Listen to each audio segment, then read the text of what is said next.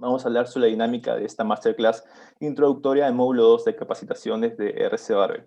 ¿En qué va a consistir? Pues tenemos 5 capacitaciones, son 5 capacitaciones las que componen el módulo 2. Van a dar inicio el domingo 17 de enero, el mismo horario de 6 a 8 p.m.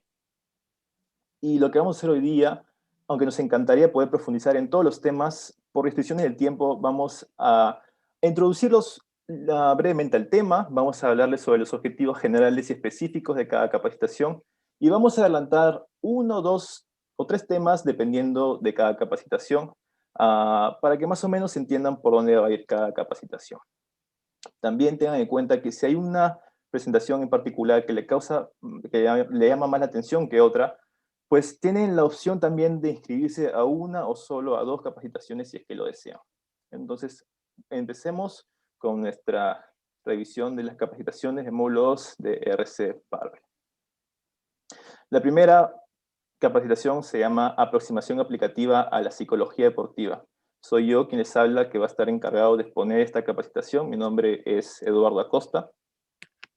Y esta capacitación tiene un énfasis en deportes de fuerza, da nuestro contexto como equipo deportivo de powerlifting, en particular en el powerlifting. Pero hay varios conceptos y varias estrategias que se pueden llevar a todos los deportes en general. Hemos realizado esta capacitación bajo la supervisión y con las correcciones de Luis Enrique Corso. Él es un psicólogo graduado de la Universidad de Lima, con 5 años de experiencia en el trabajo con deportistas en formación y alto rendimiento. Él es psicólogo de la organización BBNB para deportistas con discapacidad física y es un coach deportivo certificado por la Federación de Coaching de Uruguay. Luis Enrique está hoy presente en el público y también estará presente el día de la capacitación. Junto a él vamos a responder todas sus preguntas al final de la capacitación, lo cual convierte esa ronda de preguntas más bien en un pregunta al experto. Es un beneficio para las personas que estarán ese día. Pues en esta oportunidad lo que vamos a hacer es revisar por qué aprender sobre psicología deportiva. Vamos a ver algunos objetivos de la capacitación. Y como adelanto de la capacitación, pues tocaremos 2 técnicas para mejorar el rendimiento deportivo. Iniciamos preguntándonos por qué aprender sobre psicología deportiva. Y para responder a esta pregunta, pues hago otra pregunta. ¿Qué es lo que lleva a algunos atletas de la derrota a la victoria? Veamos algunos ejemplos. Vinny Pazienza, o el apodado el demonio de Tasmania, era un boxeador norteamericano, ya está retirado, que en 1991 conquistó el título mediano junior de la Asociación Mundial de Boxeo. Llegó al punto más alto de su carrera. Y sin embargo, ese mismo año sufrió un choque frontal de automóvil que le quebró el cuello y le causó otras lesiones. A Vinny le dijeron los médicos de que ya no podría dedicarse al boxeo y que tenía suerte de incluso seguir caminando. Pero, ¿qué es lo que decidió hacer él? Pues algo tenía especial y tal vez un poco de terquedad. Él siguió entrenando, aunque eso significara tener que usar un halo cervical, como pueden observar en la imagen superior izquierda del cuadrado izquierdo. Y siguió entrenando, y tan solo un año después él regresó a las luchas profesionales nuevamente a cosechar nuevas victorias. Otro ejemplo. Oscar Figueroa. Posiblemente han escuchado de Oscar Figueroa en Facebook. Uno de sus videos se hizo bastante viral hace poco. Y también las Olimpiadas o el Comité Olímpico en su canal de YouTube ha puesto un video sobre Oscar Figueroa muy bueno, que se lo recomiendo, quisiera que lo vean, aunque se lo voy a spoilear ahorita. Oscar Figueroa llegó a las Olimpiadas de Beijing 2008 al deporte de halterofilia, él es colombiano, llegó siendo uno de los favoritos para conseguir medalla, y sin embargo hizo huevo. ¿Qué significa esto? Pues no concretó ninguno de los levantamientos de snatch, lo cual no le dio un total que sea competitivo. Y lo hizo de una forma muy extraña, al parecer no podía sujetar bien la barra con la mano derecha. Lo que se pensó podría ser algo de muñeca, terminó siendo, según los médicos, una hernia cervical C6 y C7. Le dijeron que era bastante aguda y tenía la posibilidad de quedar cuadrapléjico. Nuevamente, uno pensaría que tras recibir estas noticias, lo más inteligente sería retirarse del deporte, pero Oscar se sometió a operaciones, a proceso de rehabilitación, y regresó a hacer lo que más le gustaba. Llegó a las Olimpiadas de Londres 2012 y consiguió medalla de plata. Y no sin ninguna dificultad, porque sufrió otras lesiones. Llegó a Río de Janeiro, las Olimpiadas de Río de Janeiro de 2016, y consiguió medalla de oro. siendo uno de los momentos más emotivos en la historia del deporte olímpico. Tenemos otro ejemplo. Tenemos al equipo de Alemania ante Francia en la semifinal del Mundial de Fútbol del 82. Alemania iba perdiendo ante Francia 3-1 y remontaron con un empate de 3-3 en el segundo tiempo suplementario. ¿Qué es lo que lleva no solo esta vez a una persona, sino a un equipo que en sincronía han podido sobreponerse a una dificultad tan grande bajo un escenario con tanta presión? ¿Qué es lo que lleva a estas personas a poder sobreponerse a la dificultad? Y por último, un ejemplo bastante bueno es el de Tiger Woods. Tiger Woods inició su carrera cosechando grandes éxitos y llegando al punto más alto del golf internacional. Sin embargo, luego cayó en desgracia. Tiger Woods experimentó graves lesiones de espalda, tuvo problemas en su matrimonio que llevaron a un divorcio y adicionalmente en 2017 lo arrestaron por manejar bajo los efectos del alcohol o drogas. Otra vez, la gente pensaría que Tiger Woods ya está acabado, Tiger Woods no va a regresar al deporte y si lo hace no va a llegar al mismo nivel. Pero al contrario, Tiger Woods pasó algunas operaciones, pasó rehabilitación y regresó a entrenar y en 2019 conquistó su quinto título Masters, haciendo una de las historias de regreso al deporte más emocionantes y más sonadas de los últimos años.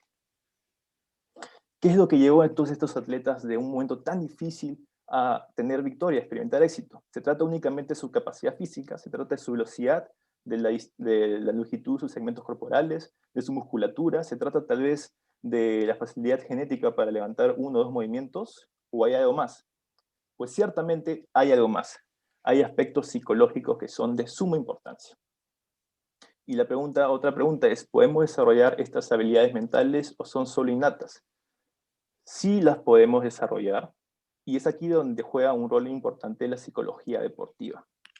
¿Y qué es la psicología deportiva? La psicología deportiva es una ciencia, por lo tal está respaldada por su método científico, centrada en el desarrollo y la aplicación de la tarea psicológica para comprender y modificar o mejorar el comportamiento humano en un contexto deportivo. Entonces, la psicología deportiva nos brinda una variedad de herramientas que nos pueden ayudar a mejorar nuestro rendimiento en el contexto deportivo.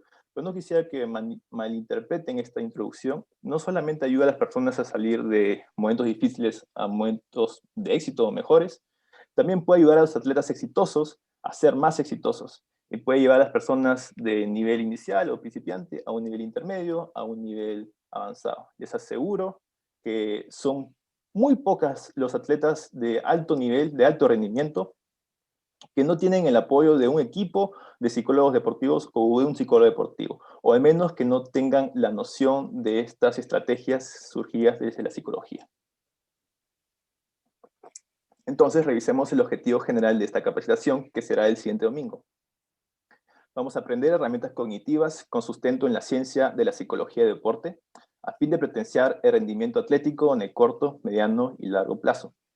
Considero que tras recibir esa capacitación el domingo siguiente, pues que desde el siguiente día, desde el lunes o incluso desde ese mismo domingo, van a poder poner en uso varias de las herramientas que le vamos a brindar y experimentar un beneficio en el corto plazo. Y si lo siguen practicando, si lo siguen usando, pues a largo plazo. Nuestros objetivos específicos, pues tocaremos una base teórica, aprenderemos sobre conceptos teóricos básicos de la psicología deportiva, como los tipos de intervención, niveles de intervención, qué factores juegan un rol importante en el éxito deportivo. Hablaremos del encauzamiento de la motivación. Aprenderemos a plantear objetivos deportivos SMART. Es una metodología muy sonada en las administraciones y marketing, pero también tiene su lugar en el mundo de los deportes. Vamos a desarrollar la autoconfianza del atleta, hablar sobre el desarrollo de la autoconfianza del atleta. Comprenderemos la importancia de la experiencia atlética y el conocimiento del deporte que uno elige. Conoceremos y aplicaremos las técnicas de visualización, autodiálogo, feedback y rituales deportivos, que de hecho hoy les he traído dos de estas técnicas para adelantarles un poco de la capacitación. Y por último hablaremos de control de ansiedad y afrontamiento de lesiones. Aprenderemos algunas técnicas para controlar la ansiedad y le brindaremos algunas consideraciones generales para afrontar lesiones desde el punto de vista psicológico. Muy bien, entonces a manera de adelanto de esta capacitación, que será el siguiente domingo, vamos a tocar dos técnicas para mejorar el rendimiento deportivo que se trabajan desde la psicología deportiva. La primera se llama visualización. Y estoy seguro que solamente escuchar el nombre y ver la imagen de la diapositiva se pueden hacer una idea de por dónde va la visualización. De hecho, es una estrategia o una técnica que hemos llevado a cabo consciente e inconscientemente alguna vez en nuestras carreras deportivas. Tal vez antes de competir o antes de romper una nueva marca en el gimnasio, el día anterior, al irse a la cama, pues antes de dormir han estado imaginándose siendo exitosos en ese levantamiento que van a hacer al día siguiente. Tal vez en algún momento se han imaginado siguiendo todos esos conceptos, estos cues técnicos, estas indicaciones técnicas que les permiten entrar en una posición adecuada para llevar a cabo el levantamiento, que van paso por paso en su cabeza. Pues eso se conoce como visualización. La visualización es una forma de simulación en la que se utilizan todos los sentidos para crear o recrear una experiencia sensorial en la mente. Y la visualización es una habilidad que puede ser practicada, porque la habilidad de crear imágenes mentales se puede desarrollar en un periodo de tiempo. Es algo que debe ser estandarizado y practicado para ver los mejores rendimientos posibles en su propio entrenamiento. Lo que tenemos aquí hoy es un modelo básico de pasos que pueden seguir para llevar a cabo una visualización adecuada durante sus preparaciones deportivas. Primer paso, pues se encuentra en un lugar tranquilo, donde no haya mucho ruido, donde no vayan a ser interrumpidos. El segundo paso, imaginan el acto deportivo. Muy importante hacerlo en primera persona. El tercer paso, pues imagina las sensaciones relacionadas con el performance. Por ejemplo, si fuera powerlifting, cómo sentiría la barra entre sus manos, cómo se sentirán la barra al apoyar sobre su espalda al momento de sacarla en el workout, cómo se sentiría el jalar el slack en el peso muerto. Pero no solamente eso, también están las sensaciones de, por ejemplo, si hubiera un público, cómo se sentirían ustedes ante la presencia de ese público. Si hubieran cámaras, ¿cómo se sentirían ustedes ante la presencia de cámaras?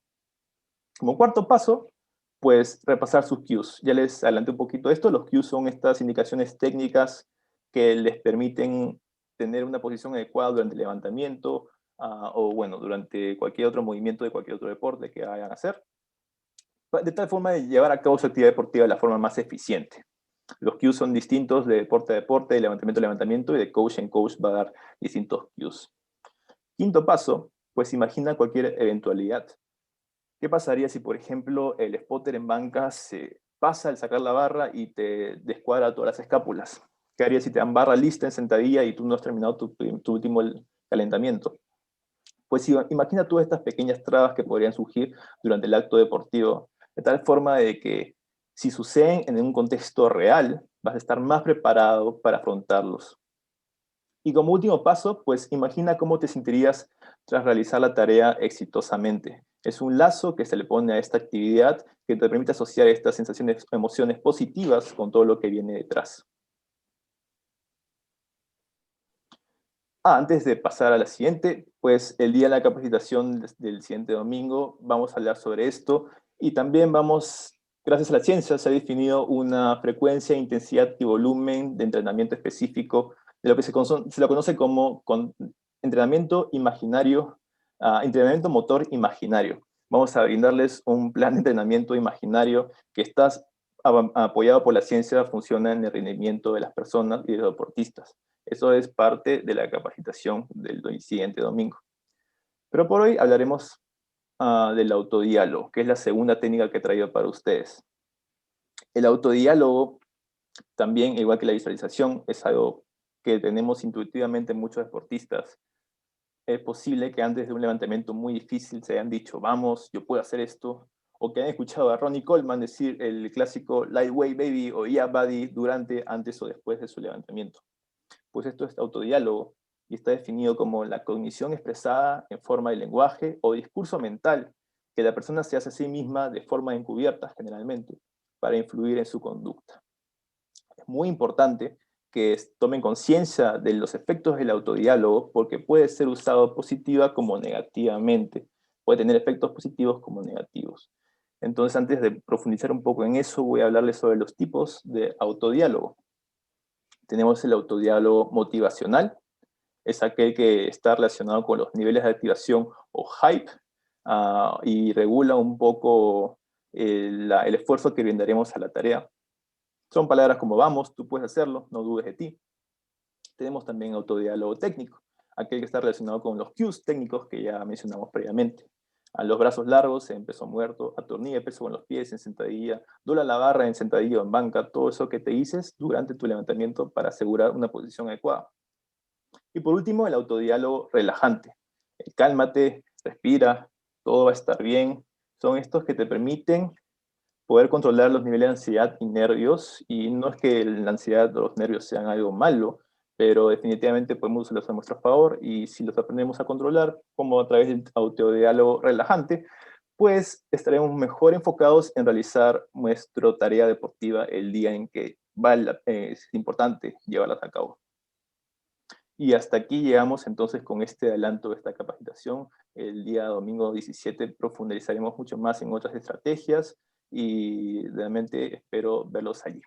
Vamos a pasar a la siguiente capacitación la va a dirigir Diego Trujillo.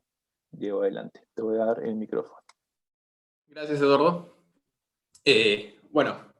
Como dijo mi compañero, mi nombre es Diego Trujillo. Yo los voy a acompañar durante 2 de estas capacitaciones, así que sí, van a tener que aguantar 2 capacitaciones. La primera habla sobre periodización. En particular, qué estrategias tenemos en este tema, en este marco de la periodización.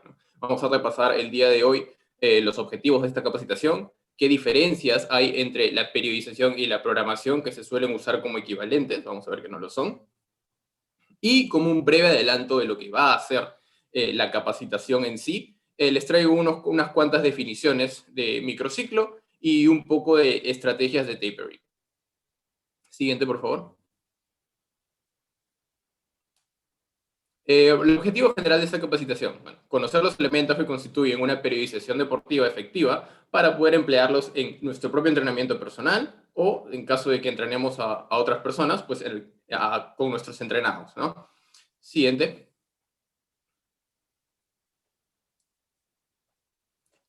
Objetivos específicos de esta capacitación.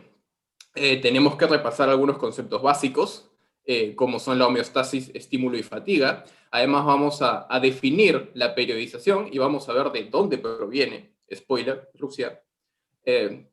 También vamos a ver la periodización y los principios de entrenamiento. ¿Por qué es importante periodizar en base a los 5 principios que dictan nuestro progreso en el gimnasio? ¿Qué relación guarda cada uno de estos con la periodización? Vamos a ahondar en las estructuras. Vamos a ver qué son estructuras temporales que pueden constituir diferentes lapsos de tiempo. Los más comunes, la sesión, el microciclo, que es lo que he venido a adelantarles hoy, el mesociclo y los macrociclos, ¿no? Van creciendo las estructuras en longitud temporal. Y por último, las tendencias de periodización, que también se conocen como tipos de periodización. Vamos a hablar sobre las tendencias lineales, ondulantes, inversas y la famosa periodización por bloques. Siguiente diapositiva. Iniciamos. ¿Cuál es la diferencia entre periodización y programación? Usualmente se utilizan como sinónimos. Vamos a ver que no lo son. La periodización es el orden de periodos de entrenamiento con un objetivo específico para poder maximizar el rendimiento el día que más importa para cualquier atleta. ¿Cuál es ese día? El día de competencia. Entonces, nosotros tenemos un lapso de tiempo. Hoy estamos una fecha y tenemos una competencia en este espacio de tiempo. Todo ese espacio de tiempo nosotros lo dividimos en periodos de tiempo más pequeños y cada periodo va a tener un objetivo específico. Eso es periodizar. Partir todo mi lapso temporal en periodos con objetivos claros. Pueden ser objetivos estructurales como hipertrofia, pueden ser objetivos neuronales como ganar fuerza, pueden ser objetivos técnicos. Tú determinas el objetivo de los periodos. Vamos a ver un ejemplo de qué sería una periodización. Eduardo, por favor. Digamos que tengo una competencia de acá a la 5ª semana. Yo determino que para mí o para mi atleta lo mejor va a ser la primera semana, voy a plantear una semana de acumulación, la siguiente haré una semana de intensificación, esto lo voy a definir más adelante, no se preocupen. En la tercera semana haré un overreaching, la 4ª semana culminaré con un taper para quedar listo para en la 5ª semana destruir los kilos en plataforma. Esto es periodizar. Hasta ahora yo no tengo por qué saber qué voy a hacer la semana 1 en cuanto a selección de ejercicios, en cuanto a intensidades, que qué porcentaje del RM, que cuántas series. No tengo por qué saberlo, no estoy obligado a saberlo en esta etapa. Solamente necesito dividir mi espacio temporal en los periodos. He determinado un objetivo específico para cada periodo, que en este caso los he determinado como semanas, y eso es periodizar. Por otra parte, la programación viene a ser la manipulación de las variables de entrenamiento. ¿Eso qué quiere decir? Intensidad, volumen, frecuencia, ¿no? Bueno, densidad y las otras variables un poco menos importantes, pero las principales, intensidad, volumen, frecuencia. Eduardo, por favor. A este punto, yo ya tengo que saber qué ejercicios voy a hacer, a qué protocolos voy a trabajar, a qué intensidades, ¿no? Entonces, la periodización es la que me va a decir cómo yo voy a manipular esas variables. La periodización es la que dicta la programación. Por ejemplo, a este punto yo ya tengo que saber que un lunes haré un single pesado en sentadilla, voy a seguir con backoffs al 80%, voy a hacer 3 series de 3 repeticiones al 80%, de ahí haré banca, etcétera, etcétera, etcétera. Esto es programar. Ya manipular las variables de acuerdo a los objetivos que planteé en mi periodización. Obviamente, si yo me he planteado hacer un par de semanas de acumulación, un par de semanas altas en volumen, no va a tener sentido que yo esté tirando máximo, ¿verdad? Hay que ser coherentes. Por eso la periodización siempre dicta la programación. Siguiente diapositiva.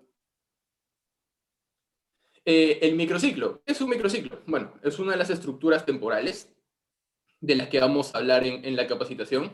En la capacitación voy a definir qué es un microciclo. Para fines de esta masterclass, podemos entender un microciclo como una semana de entrenamiento. Simplemente. Hasta este punto, un microciclo puede ser una semana de entrenamiento. No siempre va a ser así, pero sirve para entender el panorama. Entonces, ¿qué tipos de microciclo pueden haber? Según la literatura, van a encontrar infinidad de denominaciones, nombres, etc. La que he venido a traerles es de Navarro, Oca y Rivas, del 2010, que propone estos 6 tipos.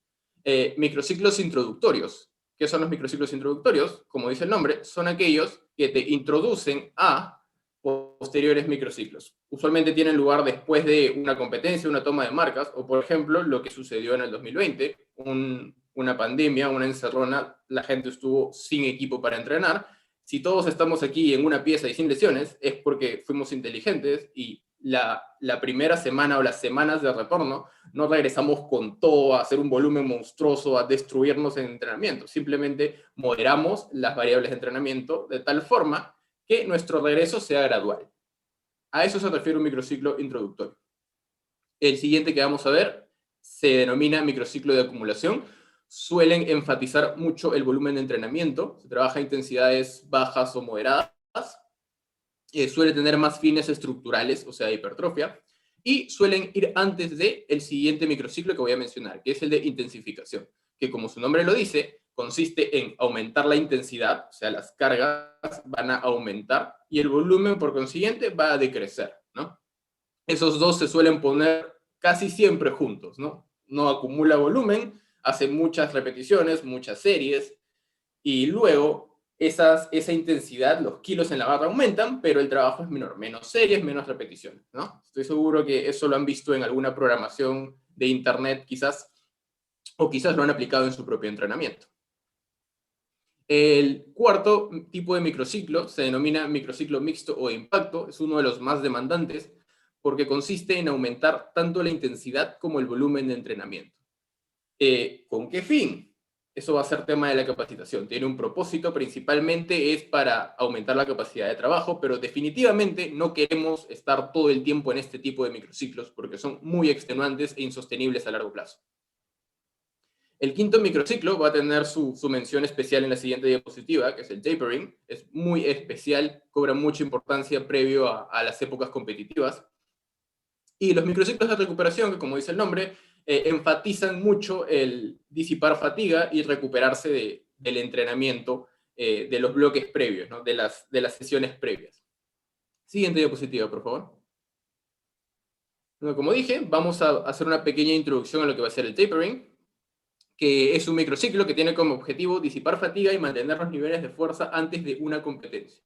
¿Por qué cobra principal importancia? Estoy seguro que ahora con el auge de las redes sociales, la gente posteando sus entrenamientos en Instagram, en Facebook, han visto previo a una competencia en algún momento a ese chico o a esa chica que cargaba unas cantidades monstruosas de kilos en sus entrenamientos.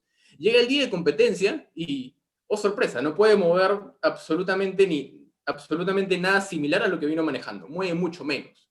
¿Qué pasó? Venía entrenando bien y el día de competencia rindió muy mal. Y por otro lado tenemos a alguien que venía entrenando normal, se podría decir, llega el día de competencia y ¡boom! 30 kilos encima de la barra respecto a lo que venía entrenando. ¿Qué hicieron de diferente estas personas? Asumiendo que los nervios no influyeron en ninguno de los dos casos. Una hizo muy mal su tapering y la otra lo hizo muy bien.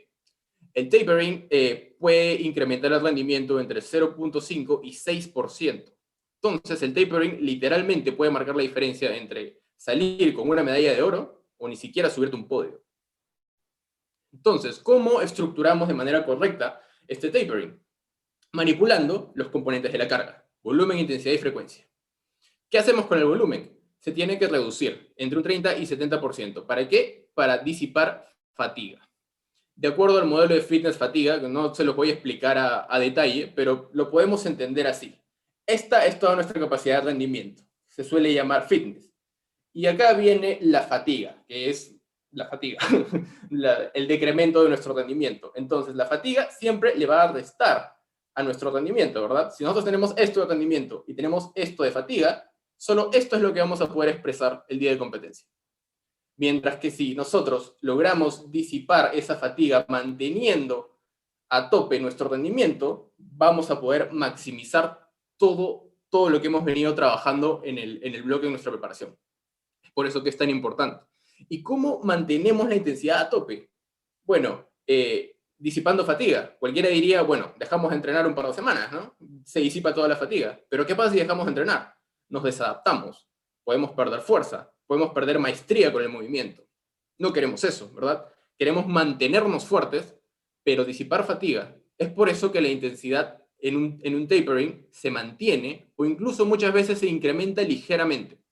Lo que disminuye drásticamente es el volumen de entrenamiento. Y la frecuencia se trata de mantener igual, pero en algunas ocasiones es válido, es aceptable disminuirla ligeramente para poder cumplir con esa disminución del volumen de entrenamiento. Y por norma general, el último entrenamiento de un powerlifter va a estar alrededor entre los 2 y 4 días previos a una competencia, ¿no? En 2 o 4 días nadie se desadapta, mientras que en 2 semanas probablemente sí. Entonces, para culminar a manera de resumen, ¿cuál es el fin de esto? Llegar descansado, pero no llegar desadaptados a la competencia. Poder reventar la barra con todos los kilos que tenemos en el tanque, dejar todo en plataforma. Para eso hemos venido trabajando tan duro, ¿verdad? Siguiente diapositiva. Ahora, esta es otra de las capacitaciones que va a estar a mi cargo. Trata un poco más sobre análisis y diagnóstico de debilidades. Vamos a repasar qué objetivos específicos tiene esta capacitación. Vamos a mencionar al sticking point, al famoso sticking point, vamos a definirlo. Vamos a plantear estrategias para poder afrontar ese sticking point. Y vamos a revisar una manera de clasificar y seleccionar los ejercicios. Siguiente. Objetivo general: desarrollar la habilidad de identificar y analizar la zona de estancamiento o sticking point en los levantamientos de competencia para poder abordarlos de manera correcta. Siguiente. ¿Qué vamos a ver ya dentro de la capacitación? Bueno, vamos a definir el sticking point de acuerdo a lo que nos dice la literatura. Vamos a plantear 5 métodos también avalados por la ciencia para poder afrontar esta región, este sticking point. Y vamos a clasificar los ejercicios de acuerdo a la clasificación propuesta en The Reactive Training Manual por Mike Tuchscherer. Fue adaptado de la literatura de Bondarchuk, un campeón olímpico y entrenador lanzamiento de martillo, que proponen una manera de clasificación muy, muy interesante, que es muy útil al momento de atacar debilidades, al momento de individualizar sobre todo. Siguiente. ¿Qué es el sticking point? si buscan en la literatura van a encontrar muchas definiciones, desde que es el punto en el que la velocidad de la barra es la más baja, es el punto donde podemos aplicar menos fuerza, es el punto donde la barra se detiene, entre otras. En la capacitación vamos a ahondar en cada una, vamos a ver la problemática que puede tener cada una. Para el día de hoy los voy a dejar con una definición muy cualitativa, muy intuitiva también. Es el punto más desafiante de un levantamiento. Imaginemos una sentadilla, la némesis de la gran mayoría. ¿Cómo comienza una sentadilla? Uno baja, sale del fondo y... ¡Oh, diablo! Listo. Culminó el levantamiento. Esa porción del medio, donde sufriste, donde sentiste que se te salían los ojos de las cuencas, donde la barra sentías que pesaba mucho más que al inicio, esa porción es el sticking point. Es la porción más pesada de todo el recorrido, la porción más desafiante de todo el recorrido. Y es muy individual entre persona y persona. ¿Por qué? Entre muchos factores, los principales a resaltar son factores fisiológicos y factores biomecánicos. ¿Por qué factores fisiológicos? Esto está muy ligado a inserciones de músculos, a tamaño de músculo. El principal viene a ser este último que he mencionado, la hipertrofia. ¿Por qué? Porque un músculo con mayor área de sección transversal, un músculo más grueso, por así decirlo, va a ser capaz de ejercer mucho más fuerza que un músculo con menor área de sección transversal. Además, que la hipertrofia juega un papel en el ángulo de penetración, en el ángulo en el que inserta una fibra muscular en una determinada articulación. Por ejemplo, poniendo un ejemplo, un bíceps común y corriente.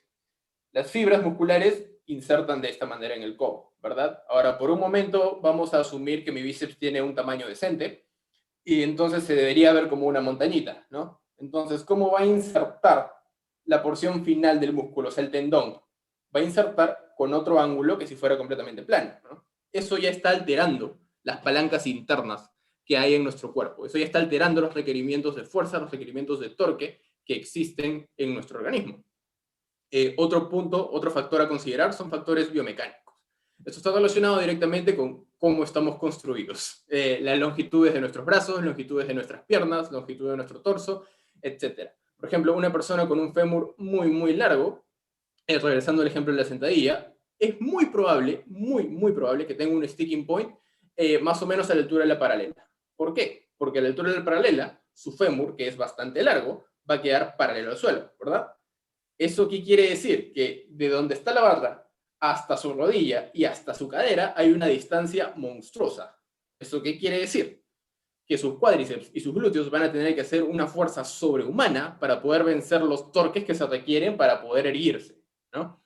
Mientras que una persona más pequeña, con fémures más cortos, pues no va a tener tantos requerimientos. Sus músculos van a tener que contraerse menos fuerte para poder sobrellevar el mismo torque. Depende mucho de las palancas de cada persona. Siguiente. En esta oportunidad les voy a traer las 5 propuestas que vamos a mencionar en el módulo. Voy a introducirlos brevemente, vamos a dar unos cuantos pincelazos de lo que van a hacer. La primera es aislamiento muscular específico, ¿no? Si hay un músculo débil en la cadena, pues ese músculo te está lastrando. Entonces, una solución bastante intuitiva podría ser trabajar directamente ese músculo, ¿no? Trabajar el eslabón débil de la cadena. Una cadena es tan fuerte como lo es su eslabón más débil, ¿verdad? Entonces, trabajar directamente el músculo. ¿Esto va a ser siempre efectivo? No siempre, hay matices, depende. ¿Y por qué depende? Porque, en primer lugar, nada te garantiza. En primer lugar, es altamente probable, es muy difícil a nivel biomecánico determinar a ciencia cierta qué músculo es el culpable. Siempre hay cierto grado de adivinación. Entonces, incluso alguien muy diestro en biomecánica que logre dar con el músculo culpable, por así decirlo, y lo logra trabajar, nada te garantiza que trabajarlo de manera aislada va a poder transferir a un movimiento más complejo y multiarticular. En la capacitación vamos a ver en qué contextos esto sí nos va a ayudar. El segundo punto es trabajo isométrico o parcial alrededor del sticking point. ¿Por qué alrededor del sticking point? Porque recordemos, el sticking point es esa porción donde la barra desacelera más, esa porción que más nos cuesta. ¿Eso qué quiere decir?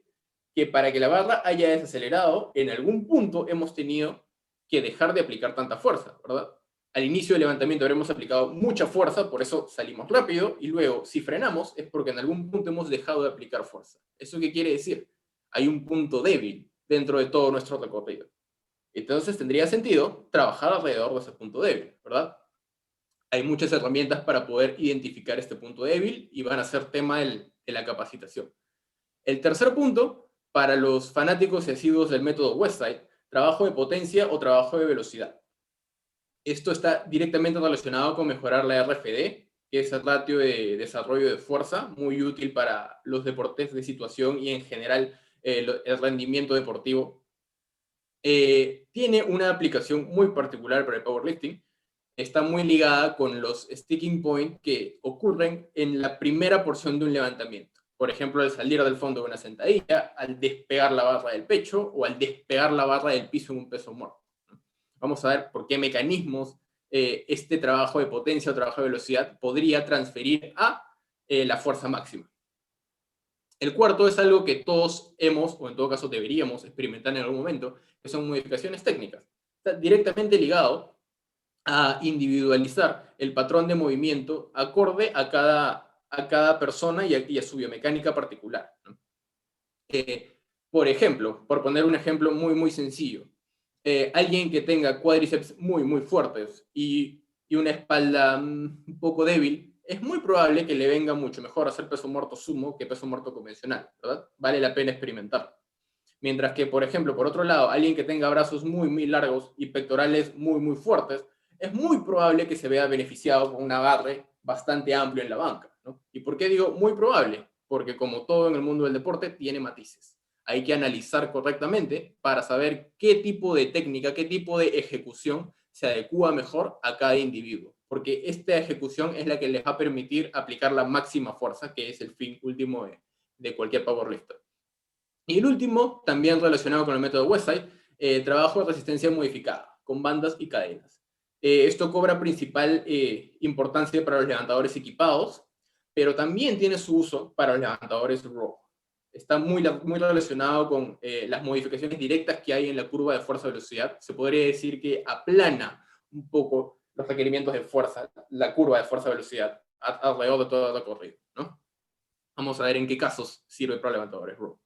Siguiente diapositiva. Ya yendo hacia el último tema que voy a traer en esta introducción, vamos a hablar sobre selección de ejercicios. Mencioné que esto es extraído de Reactive Training Manual. Son 3 las clasificaciones que nos propone Matt Tuchscherer en este libro. La primera, ejercicios de competencia. Creo que no necesitan definición. Son los ejercicios tal cual los vas a ejecutar en una competencia. Esto implica cumplir todos los estándares y las reglas que te impone tu federación o la entidad deportiva bajo la que vas a competir. Por ejemplo, si compites en IPF, esto va a exigir una bajada correcta en sentadilla, va a exigir que no levantes los talones en banca, etc., ¿no? Entonces, ¿cuál es el ejercicio de competencia? Para un powerlifter va a ser una sentadilla, un press banca y un peso muerto. Hay que distinguir que esto va a cambiar de modalidad deportiva a modalidad deportiva, ¿no? Un halterófilo ¿se va a beneficiar de trabajar su sentadilla? Creo que todos estamos de acuerdo en que sí. Pero ¿realmente le interesa mejorar directamente su sentadilla? No, la está utilizando para poder potenciar sus ejercicios de competencia, que vienen a ser el clean and jerk y el snatch, ¿no? Entonces, siguiendo los ejercicios de competencia, vienen otra clasificación, que son los ejercicios de asistencia. En general, en cuanto a selección de ejercicios, van a poder encontrar muchas clasificaciones. Esta me gusta bastante, ya van a ver por qué. Los ejercicios de asistencia se denominan de asistencia porque vienen derivados del ejercicio principal de competencia. Básicamente es el ejercicio de competencia con una pequeña modificación. Utilizas los mismos grupos musculares y aplicas fuerza de una manera muy, muy similar. Un ejemplo, una sentadilla versus una sentadilla con pausa. ¿La sentadilla con pausa ha dejado de ser una sentadilla? Yo creo que no. Sigue siendo una sentadilla, ¿verdad? Solo que le hemos añadido un factor externo que es esta pausa. Un press de banca con 6 segundos de excéntrica, el famoso 600 tempo bench, ¿sigue siendo un press de banca? Sigue siendo un press de banca. pero le hemos añadido una pequeña variante para modificarlo. ¿Con qué objetivo? Eso va a depender de cada atleta. Ese tipo de análisis es tema de nuestra capacitación. Ahora, esos ejercicios de asistencia están muy enfocados en el movimiento. El ejercicio de asistencia intenta fortalecer, reforzar, atacar un patrón de movimiento. Mientras que nuestra última categoría de ejercicios, que son los ejercicios suplementales, ¿de acuerdo? Los ejercicios suplementales van a tener un enfoque más muscular. Los ejercicios de asistencia trabajan el movimiento y los ejercicios suplementales trabajan los grupos musculares. Un ejemplo, un peso muerto rumano. Todos estamos de acuerdo que un peso muerto rumano es un derivado del peso muerto convencional. Sin embargo, ¿es realmente tan parecido? Un peso muerto convencional parte desde el suelo y parte de concéntrica, mientras que un peso muerto rumano parte desde arriba, inicia con una excéntrica y los discos ni siquiera llegan al piso. Entonces ya hay una diferencia significativa, una diferencia sustancial en el movimiento, ¿verdad? Pero estamos de acuerdo que ambos te trabajan toda la cadena posterior, glúteos, erectores espinales, isquiosurales, y me voy a beneficiar de un peso muerto romano para mejorar mi peso muerto convencional. Definitivamente sí, lo más probable es que sí. Entonces, tiene sentido trabajarlo para poder potenciar mi ejercicio de competencia. Simplemente que el foco es diferente. Cada uno ataca, como les dije, la asistencia, el ejercicio de asistencia trabajan el patrón de movimiento y los suplementales trabajan los grupos musculares. Por este motivo es muy importante tomar a los ejercicios, a cada ejercicio, como una herramienta para poder solucionar un problema. No escoger los ejercicios, no se trata de, ya, voy a hacer sentadilla y, a ver, bueno, necesito un ejercicio accesorio de sentadilla. A ver, esta es la lista de accesorios. Este de aquí, ya. O si no decir, bueno, todo el mundo está haciendo pausas, yo también voy a hacer pausas. Requiere un análisis biomecánico y un análisis del sticking point para poder dar con la herramienta adecuada. Si ustedes quieren clavar un clavo, no van a sacar un serrucho de su caja, ¿verdad? Tienen que escoger la herramienta adecuada para solucionar el problema. En este caso es un atleta queriendo mejorar, queriendo sobrepasar su sticking point para mejorar los kilos de su total. Ahora le voy a ceder el paso a Luis, que les va a hablar un poco más sobre día de competencia. Gracias, Diego. Mi capacitación obviamente tratará sobre este tema, que es estrategia en el día de competencia. ¿Por qué es importante ver esto de la estrategia en el día de competencia? Ya lo dijo Diego, una buena estrategia puede ser la diferencia entre tener una medalla, estar en un tercer puesto quizás, a irte sin nada. Es muy importante saber también las reglas de juego con las que vas a estar participando. Sin embargo, muchas personas le dan tremenda importancia a 5, 6, 7, 8 meses, un año de preparación y justo el día de la competencia, un solo día, en unas cuantas horas, toda esa preparación se ha ido al tacho. Entonces, ¿qué vamos a ver en esta capacitación? Primero vamos a hablar sobre los objetivos de la misma. Vamos a hablar acerca de qué es posición. Vamos a ir primero, conviene ir después, ir al final. Vamos a recordar algunas reglas de la capacitación pasada. Y al final vamos a ver un caso real. Siguiente, por favor. Vamos a empezar con esta frase. En cierto nivel no colocas el pedido, el peso que tú quieres hacer. Estás respondiendo al campo que está al frente, estás respondiendo a lo que está pasando en vivo, a lo que están haciendo los otros competidores. No estás solo, no estás en un entorno aislado. Bajo este contexto vamos a ir narrando un poco sobre qué vamos a hablar. Siguiente, por favor. ¿Cuál es el objetivo general de esta capacitación? Conocer y aprender las principales reglas y estrategias que permitan obtener el mejor resultado posible el día de la competencia. Siguiente.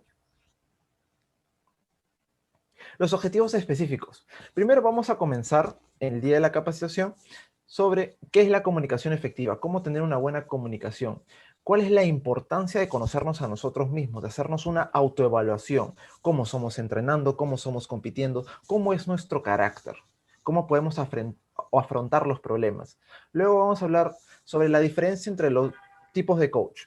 ¿A qué me estoy refiriendo? Específicamente al coach de tu preparación. de los meses que has tenido preparándote a el coach del día de competencia. Punto número 2, vamos a hacer análisis de pedidos. Vamos a aprender a cómo crear un plan de competencia. Específicamente, cuáles son algunas sugerencias de cómo se puede hacer el primer, segundo, tercer pedido.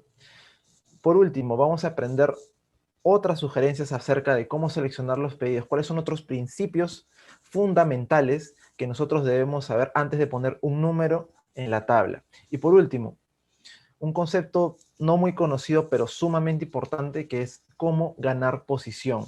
Debemos entender, y vamos a hablar sobre eso, de cuál es la importancia de esta palabra, ganar posición. Y cómo podemos usar algunas reglas a nuestro favor para ello. En este caso, vamos a hablar sobre un caso. Siguiente, porfa. Pero antes, vamos a tratar de ejemplificar qué es la posición. En esta masterclass no vamos a definirla específicamente, vamos a tratar de intuirla.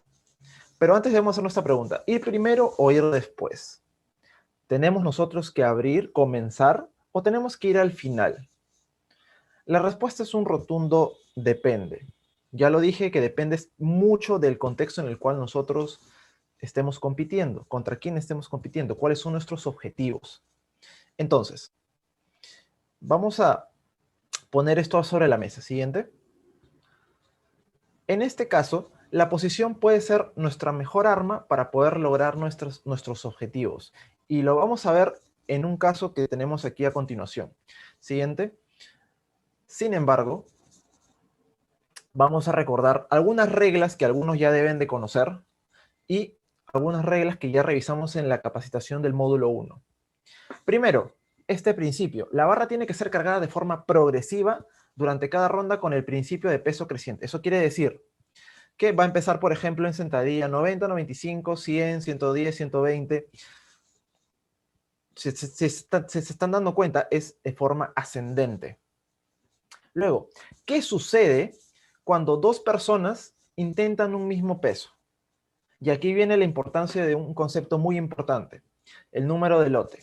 El número de lote es un número aleatorio que se le da a cada atleta al momento del pesaje. En este caso, vemos acá dos atletas, Dublin de Estados Unidos y Hassan de Canadá. El número de lote, como dice aquí, más bajo inicia en el caso de un empate. Vamos a ver estos dos, este ejemplo de aquí. Hassan empezaría, ¿por qué? Porque tiene el número de lote 1.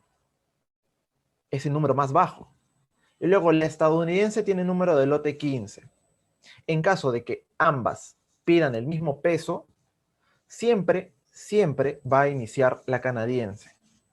Siguiente. Ahora vamos a ver los récords. ¿Qué nos dice el reglamento? Los nuevos récords serán solo válidos si ellos exceden al récord anterior en por lo menos 0.5 kilos. ¿Qué quiere decir? Que nosotros podemos hacer pedidos múltiplos de 0.5. Recordemos que según la IPF, nosotros tenemos que hacer pedidos o los saltos entre pedidos en múltiplos de 2.5 kilos. Para un récord, esta es la única excepción, 0.5 kilos. Y ahora, ¿qué sucede cuando dos personas intentan el mismo récord? Vamos a ver este caso. Atleta A y atleta B. Número de lote 5 para el atleta A, número de lote 10 para el atleta B. Recordemos lo que acabamos de ver en el slide anterior. Número de lote más bajo inicia. Entonces, ¿quién empieza? El atleta A. El atleta A va e intenta 116.5 kilos para un nuevo récord. Siguiente. Entonces, lo hace. Nuevo récord, intento válido, 3 luces blancas. ¿Qué sucede ahora con el pedido del atleta B? El récord ya es 116.5. Y ahora, lo que sucede automáticamente es que el pedido se aumenta 0.5 kilos. Entonces, el pedido siguiente ya no sería el mismo récord que se acaba de batir. Sería 0.5 kilos más. En este caso, 117 kilos. Siguiente. Y ahora el tiempo. ¿Por qué es importante? ¿Qué nos dice el reglamento? El levantador debe dar a conocer su segundo y tercer intento hasta 1 minuto luego de haber completado su intento precedente. Pero, ¿desde qué momento específicamente empieza a correr tu minuto? ¿Desde que tiraste la barra? ¿Desde que te levantaron las luces, las tarjetas? Bueno, es a partir de ese momento en el cual se activan las luces y te dicen válido o nulo. A partir de ahí tienes 1 minuto para poder hacer tu pedido en mesa. Y ahora vamos a ver el caso. El caso lo hemos llamado cómo perder un récord. Es un caso totalmente real. Vamos a entrar un poco en contexto. Este caso es del Mundial IPF Powerlifting Clásico del 2019. Categoría y división, mujeres hasta 72 kilos junior. El récord mundial hasta antes de esta competencia era 116 kilos exactamente. Vemos estas dos personas que estaban en el ejemplo anterior. Estadounidense, Dublin, número de lote 15. Canadiense, Hassan, número de lote 1. Primer intento de Estados Unidos, 107.5. Primer intento de Canadá, 110. Entonces, por lo que acabamos de recordar o acabamos de ver hace un momento, por el principio del peso creciente, primero tiene que salir a plataforma Estados Unidos con 107.5 kilos. ¿Correcto? ¿Hasta ahí todo bien? Luego de que intente su pedido a Estados Unidos, va a Canadá. Ahora, vamos a ver qué es lo que ha pasado. Válgame decir también el hecho de que en este caso, Canadá, y esto es muy importante, recuérdelo, Canadá tiene posición sobre Estados Unidos. Canadá va a ver siempre, hasta el primer pedido, hasta luego de este primer pedido, todo lo que haga Estados Unidos. ¿Por qué? Porque recordemos que el atleta tiene 1 minuto para poder hacer su pedido. En este caso, recordemos, Canadá tiene posición sobre Estados Unidos. Ahora vamos a ver un video de cómo se desarrolló esta competencia, de cómo se dieron los resultados específicamente. Veamos este caso. Estadounidense Chloe Dublin. Empezamos a correr el video.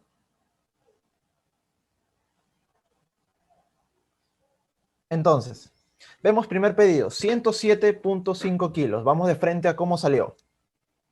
Sencillo, fácil, sin ninguna dificultad. 3 luces blancas, correcto. Vemos la repetición. Ahora vamos a ver su contendiente. Nada Hassan, 110 kilos. Vemos aquí que primero salió el estadounidense y luego la canadiense. Vamos a ver cómo sale. Sencillo, sin mayor dificultad. 2-1. Intento válido. A ver, ¿qué ha pasado aquí? Primero, recordemos, Canadá tenía posición sobre Estados Unidos y aquí se comete un error. Aquí pasa algo. ¿Por qué? El récord, 116 kilos y ahora lo van a intentar batir. Vamos a ver. Estados Unidos, porque salió primero, tiene que poner el primero pedido en mesa. Estados Unidos va a pedir un número que vamos a ver a continuación y Canadá va a responder. Vamos a ver cuánto pide cada uno.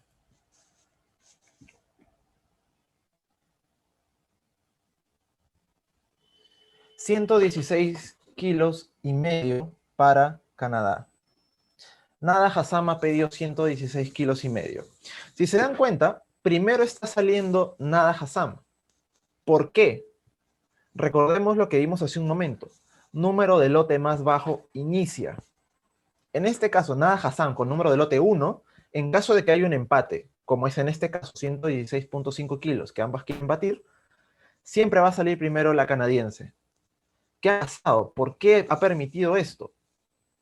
En general, lo que ha sucedido es que acabas de renunciar a la posición. Canadá ha cedido a la posición. Ahora Estados Unidos va a ver absolutamente todo lo que hace Canadá a partir de este pedido. ¿Cuál hubiera sido el pedido correcto de Canadá? 117 kilos. Vamos a ver entonces, vamos a adelantar un poco a cómo sale este pedido. Vamos a ver vemos la barra.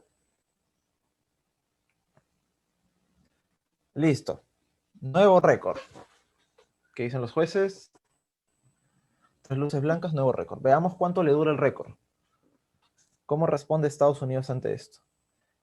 Ahora, ¿por qué dice aquí, si ven abajo, 117 kilos?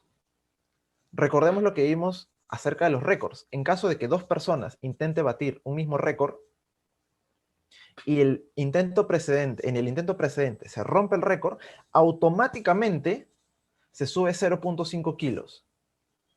Por eso es que se está intentando en esta vez 117 kilos. No puede intentar 116 porque el récord ya es 116.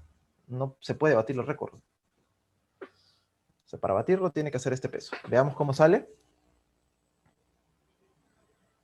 Un poquito de grind al medio, pero todo bien. Debería ser todo bien. 3 luces blancas, nuevo récord mundial. ¿Qué sucede a partir de ahora? ¿Qué es lo que pasa? Veamos el tercer pedido. Lo único que tiene que hacer Estados Unidos en este caso es igualar absolutamente todo lo que haga Canadá. Si Canadá pide 118, Estados Unidos pone 118. ¿Por qué? Porque Canadá cedió la posición. Ahora la posición la tiene Estados Unidos. Veamos simplemente el desenlace de cómo termina esta batalla. 118 se ha pedido. Estados Unidos también ha pedido 118. Veamos cómo sale.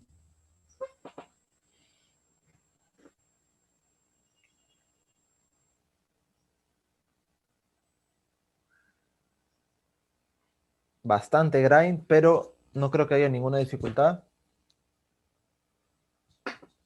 2-1. Nuevo récord. Recordemos que Estados Unidos pidió 118. Por lo que les acabo de comentar del récord, acuérdense que se sube automáticamente 0.5 kilos. Veamos el intento de récord de Estados Unidos en este caso.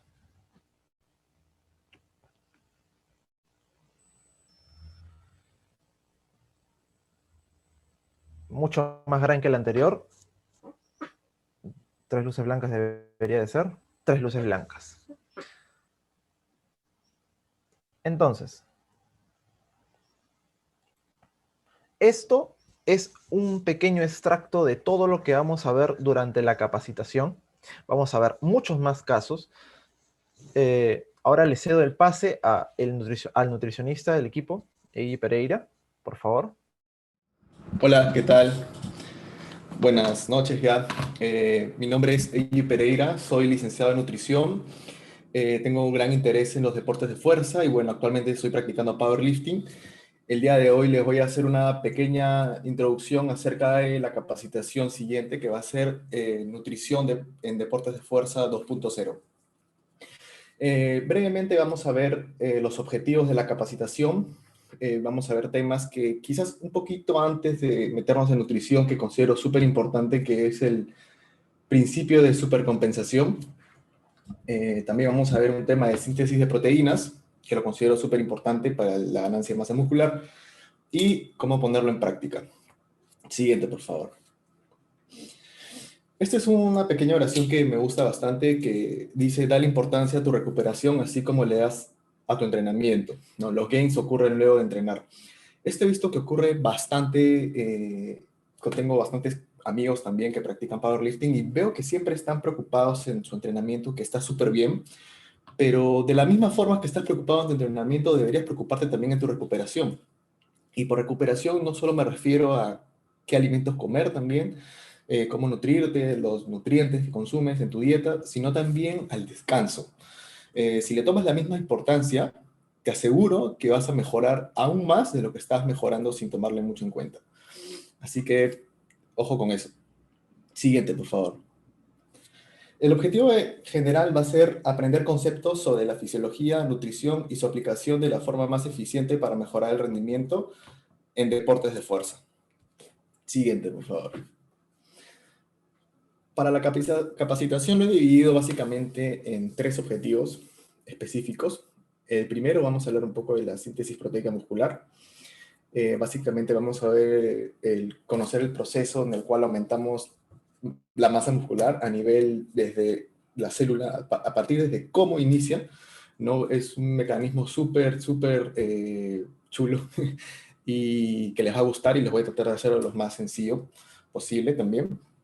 La ganancia de masa muscular per se, como lo mencionó Diego Trujillo, la masa muscular es muy importante también para la ganancia de fuerza. Entonces vamos a ver cómo el rol de la energía y otros nutrientes, como por ejemplo las proteínas, los carbohidratos y las grasas, tienen una influencia en la ganancia de masa muscular, ¿no? Específicamente vamos a ver el día de hoy de proteínas. Lo demás lo vamos a dejar para la capacitación.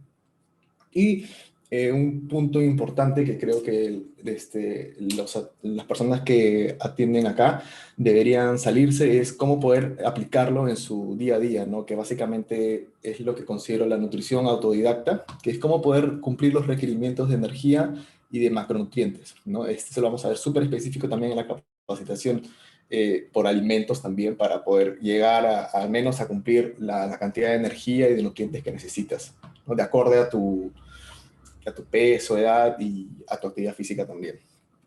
Siguiente, por favor. Antes de meterme específicamente en nutrición, me gustaría hablar de un principio que es súper importante, que es el principio de supercompensación, que básicamente es una adaptación hacia un estrés, ¿no? De tal forma que ante el mismo estresor, a lo largo del tiempo vas a ser mejor en ello. En nuestro caso, un estresor de forma aguda, ¿no? En un corto periodo de tiempo va a ser el entrenamiento. Después de entrenar, usualmente ocurren vías catabólicas, como por ejemplo una depresión del sistema inmunológico, ¿no? De forma aguda.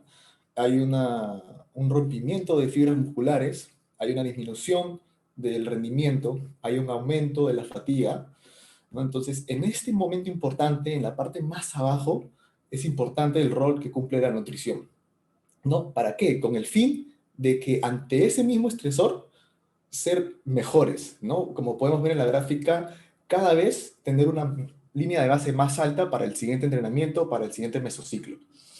Y bueno, la nutrición no solo va a cumplir un rol importante ahí en la recuperación, sino también a lo largo del entrenamiento, ¿no? Por ejemplo, la nutrición pre-entrenamiento o peri-entrenamiento, durante y después, ¿no? Pero básicamente ahí es donde cumple la importancia de la nutrición. Siguiente, por favor. Vamos a hablar también un poco de la síntesis de proteínas. ¿Qué es? Como mencioné anteriormente, cuando nosotros hacemos el estrés agudo, que viene a ser el ejercicio, hay un rompimiento de fibras musculares, ¿no? Esas fibras musculares se tienen que volver a construir. Y es más, si puedes construir un poquito más de las que tenías antes, que viene a ser el tema de la hipertrofia, sería mucho mejor, ¿no? Ahí nos estamos adaptando al cambio. Entonces, ¿cómo se da esta síntesis de proteína? Por ejemplo, arriba tenemos la proteína, que viene a ser, por ejemplo, nuestras fibras musculares antes de hacer cualquier actividad física, específicamente de fuerza. Y luego, al hacer la actividad física, hay una degradación, ¿no? Esta degradación, bueno, se convierte en aminoácidos, muchas fibras musculares también se destruyen. Y bueno, esos aminoácidos también representan los ingeridos durante la dieta, ¿no? Durante que ingerimos, por ejemplo, diferentes fuentes de alimentos, como por ejemplo puede ser pollo, huevo, lácteos, y para personas veganas podría ser soya, texturizado de soya, quinoa, entre otros. Y una vez con esos aminoácidos, que vienen a ser los bloques de la proteína, hay una síntesis, ¿no? Y vuelves a reparar la proteína, porque viene a ser la proteína básicamente del músculo, que en este caso, que es lo que nos interesa. Entonces, ¿cuándo va a ser eficiente esta síntesis de proteínas? Cuando la síntesis va a tener más peso, como muestra en la gráfica, que la degradación, ¿no? Siempre que haya una mayor síntesis que una degradación, al menos nos estamos asegurando que estamos recuperándonos, bueno, en este sentido, de las fibras musculares de forma adecuada, ¿no? Y no solo va a importar esto de la síntesis de proteínas de nutrición, sino también va a importar el descanso y una correcta planificación y periodización del entrenamiento. Siguiente, por favor. ¿Cómo ponerlo en práctica ahora que me han visto, que ahora que he expuesto acerca de las proteínas? Obviamente esto tiene que tener en cuenta mucho también contexto. Yo estoy acá solo voy a hablar de energía, que también es muy importante el tema de proteínas, perdón, que es muy importante ver el tema de energía, carbohidratos y grasas, ¿no? Que eso ya lo vamos a ver en más detalle en la clase. Que básicamente nosotros como nutricionistas medimos la cantidad de proteína ingerida. La más usual es la cantidad de proteínas por kilogramo de peso. Eh, yo considero que es un número, no me lo tomen a pelo así, pero 1,8 gramos de proteína por cada kilogramo de peso corporal, al menos te va a garantizar de que si estás en una dieta hipocalórica, si quieres bajar grasa, por ejemplo, hay una pequeña degradación muscular o lo mínimo posible, o si estés en un bulking o un superávit calórico, hay una correcta síntesis de masa muscular, ¿no? Es como que un número medio en el cual a partir de ahí quizás puedas subir o bajar, ¿no? Cantidad de proteínas, que no creo. Pero bueno, no me lo tomen a pelo 1,8 por si acaso. Es solo un ejemplo. Entonces, abajo a la izquierda podemos observar la proteína diaria. ¿Cuánto proteína diaria? Un ejemplo, si yo peso 70 kilogramos, que fue hace 2 años, 70 kilogramos por 1,8 vendría a ser 126 gramos de proteína al día, ¿no? Entonces ya sabemos más o menos cuánto de proteína deberíamos consumir al día. Obviamente esta proteína debe ser de alto valor biológico, o sea, si es posible, las fuentes animales serían las mejores en eso. Si es que eres vegano, no te preocupes, puedes hacer ciertas combinaciones que quizás toman un poquito más de tiempo, pero se puede. Yo lo dividiría en 3 comidas, ¿no? La cantidad de proteína ingerida, que sería 3 comidas medianas grandes, como por ahí, podría ser, ¿no? No todos, pero un desayuno, almuerzo y cena, ¿no? 3 comidas grandes de proteína, las demás quizás algo pequeño. Entonces, si dividimos esas 126 entre 3 comidas, cada comida debería tener un aproximado, no es tal cual, pero de 42 gramos de proteína por comida. Entonces ya más o menos sabemos que eso, por ejemplo, no sé, en personas puede ser 4 huevos en un desayuno y quizás un poco de, no sé, algún lácteo para cumplirlo. Se vuelve un poco pesado conforme tu peso corporal vaya aumentando, ¿no? Por eso también hay estrategias más fáciles. Quizás suplementación podría ser el último caso si es que te cuesta llegar a este requerimiento de proteínas. ¿Y en qué momento del día deberías consumir estos alimentos que tengan proteínas o estas comidas, perdón, que tengan una cantidad moderada de proteínas, ¿no? Deberían ser antes y después de entrenar. Ahora, ¿qué tan antes y después de entrenar? No quiero decir que 1 hora antes debería comer un platazo con proteínas, una comida mediana grande, y después de entrenar también una comida mediana grande con proteínas. No, al menos cuando vayamos a entrenar, mínimo unas 3 horas antes debemos haber comido algo que tenga proteínas, ¿no? Para tener aminoácidos en nuestro cuerpo, ¿no? Listos para que haya una menor degradación muscular. Con unas 3 horas antes podría bastar, ¿no? Y la comida después de entrenar también, no es necesario que tenga que ser ahí mismo, ¿no? Apenas acabas de entrenar y sacas tu tupper y comienzas a comer. No, quizás puede ser también 1 hora, hora y media después, ¿no? No, ya lo demás, específicamente la nutrición post-entreno, específicamente ya es hilar fino, ¿no? Ya es quizás un por ciento mejor. Pero con esto al menos nos podemos asegurar que, como mencioné antes, que garantizamos una pequeña degradación si estamos en un estado hipocalórico o si estamos en una etapa de bulking, de superávit calórico, una correcta síntesis de masa muscular, ¿no? Al menos ahí nos aseguramos eso con la proteína, ¿no? Independientemente de la cantidad de energía que estemos consumiendo, que también es importante, que eso lo vamos a ver mucho más a detalle en la clase número 5. Y también vamos a ver cómo influye el tema de los carbohidratos y las grasas en la síntesis de masa muscular, ¿no? En la síntesis proteica. Y bueno, eso ha sido todo por hoy. Espero que les haya gustado y espero verlos en la clase número 5, que es Nutrición en Deportes de Fuerza 2.0. Te dejo con Eduardo. Gracias, Seiji. Bueno, les quiero dar las gracias a todos los participantes el día de hoy. Efectivamente, hemos llegado al final de esta masterclass introductoria y ten en consideración de que se trata de un adelanto de lo que veremos en estas capacitaciones. es también motivo por el cual no hemos abierto una ronda de preguntas, pues son varios temas, entonces, bueno, vamos a dejarlo aquí nomás. Pero antes, vamos a revisar el nivel de inversión, la inversión para formar parte de estas capacitaciones. Antes tengo que mencionarles que los miembros del equipo tienen acceso gratuito a todas las capacitaciones y las personas que ya accedieron a la oferta Early Bird que lanzamos unos meses atrás, pues también ya tienen acceso completo a todas las capacitaciones. Por otro lado, las personas que están el día de hoy tienen acceso a una oferta preventa hasta el sábado a las 6 p.m. Hasta el sábado, el 16 de enero, hasta las 6 p.m. Y el paquete completo es 80 soles. Incluye acceso a las presentaciones de módulo 1, que fue el anterior, en formato PDF vía Google Drive. Tendrán acceso a las capacitaciones virtuales de módulo 2, que son este módulo, vía Zoom, en vivo, y tendrán acceso a las presentaciones en formato PDF y videos de módulo 2 vía Google Drive y YouTube. Una vez terminado esta oferta preventa, pues tendrán acceso al precio regular, que son 100 soles para el paquete completo, pero como les mencioné anteriormente, si están interesados en una o dos capacitaciones nada más, pues pueden pagar por capacitación.